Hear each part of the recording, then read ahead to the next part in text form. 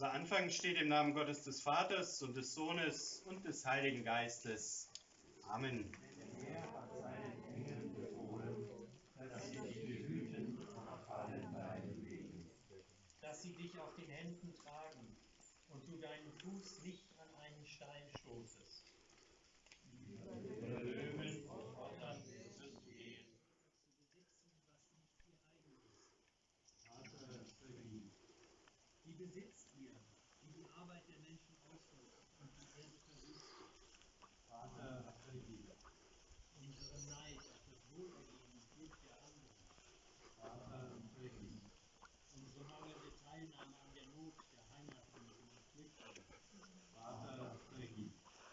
Die Sucht nach dem Rausch, der Leib und Leben zugrunde richtet. Vater,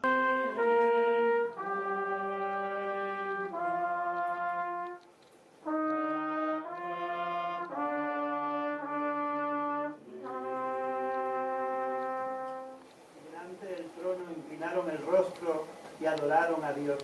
Decían, amén. A nuestro Dios sean dadas la bendición y la gloria, la sabiduría y la acción de gracias, y la gloria y la honra, el poder y la fortaleza por los siglos de los siglos. Amén.